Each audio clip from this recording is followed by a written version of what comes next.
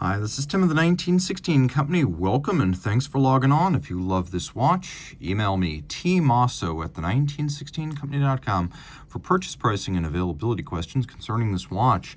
Today we discuss a model that was originally launched in 2009 and the example in my hand sold in 2013 from Cartier. This is the Santos 100 skeleton. Of course, the original Santos, created for Brazilian aviator Alberto Santos Dumont, was launched in 1904 as a commission specifically for the pioneering dirigible pilot, and made by Louis Cartier, in the process becoming Cartier's first wristwatch, one of the first wristwatches of any kind, and undoubtedly the first pilot's watch. The idea being that a watch on a strap worn on the wrist would be easier to view while piloting a two-hand airship than if it were necessary to resort to one's pocket in the process. So, the idea of a wristwatch as something easier to see while piloting essentially a blimp was the foundation of the original Santos design. Now, over the years, its size and, I would say,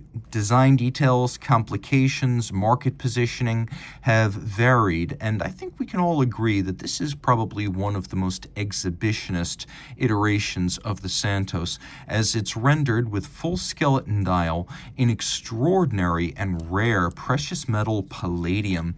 This is not so much a watch for utilitarian aviators, but for high flyers in the figurative sense.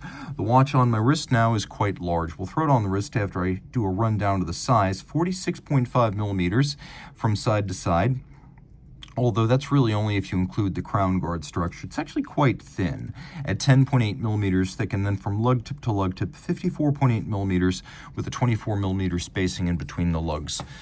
The timepiece wears nicely, though large. It's too big for me, but you might find that if your wrist is 17 centimeters circumference or larger, this could be a good fit for you. And it is flat, I'll give it that. It doesn't look that way because it's so sheer, but it will fit underneath dress cuffs. And all in palladium. It's almost 190 grams, despite being a strap watch and not a full bracelet. The strap is integrated. As you can see, it mates to the case with no daylight showing. It also traces the flank of the case and the slope of the lug profiles. You can see it's bolstered and stuffed, so it has volume internally. It has a sheer side, but it's a folded side, not a cut side. Monotone stitch, semi-gloss black. You can see the particular scale pattern in the gator used here is unconventional, a very small scale, almost round scale. We have a white gold clasp, as white gold is mechanically a little bit tougher than palladium. It's used for this complex articulated component, so we get a nice harmony between case and clasp material, but a precious metal that's better suited to mechanical applications than the palladium itself. Now you can see we also have a little system underneath whereby the strap tucks underneath the clasp and then underneath itself, so you can size it with infinite variations as you're not constrained by perforations in the strap. And also the excess length, once sized down, hides underneath the strap, so it's not visible and you don't need strap minders to keep it neat and out of mind. It's both out of sight and out of mind, all the excess length underneath. The strap will also last longer because you don't have perforations to gouge. It's a clasp that folds in sequential fashion, one side before the other. See, pre-owned watch, not an absolute perfect timepiece. There are some marks, but condition is excellent. Twin trigger release, so it will not open inadvertently. You can see that each side of the clasp can be used to take in some amount of strap, so you can balance the length of the strap on each side to fit your needs. Now, of course, up here, we have that sort of skeuomorphic rivet style appendage, and you'll find the same on the bezel. A long-time styling cue of the Santos, the screws fixing the bezel in place, dating back to the original in 1904. Now, you know this is a Santos 100, first because of the size, but second because the more recent Santos of 2018, the current model, features a waterfall type design where the bezel sort of flows into the design of the lugs. Here we have a rounded square, so we know we're looking at a Santos 100. The Santos 100 as a family, this model came out in 2009, but the Santos 100 as a family came out in 2004 for the 100th anniversary of the Santos. Get it?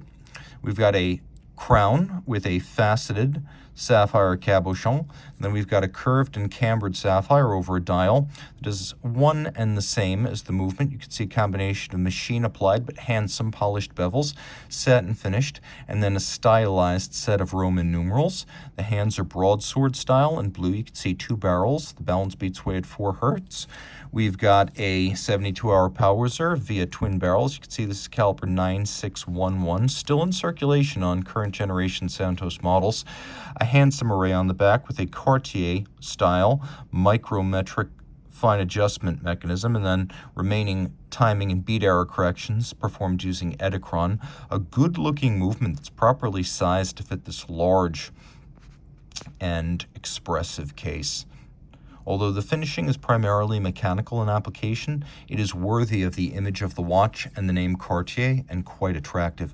All of this 30 meters water resistant, so it is an aviator's type of water resistance. You don't necessarily want to go swimming with it, but for all other occasions, a handsome timepiece with an extraordinary amount of opulence about its brand, its history, and even the unusual material of which it is made.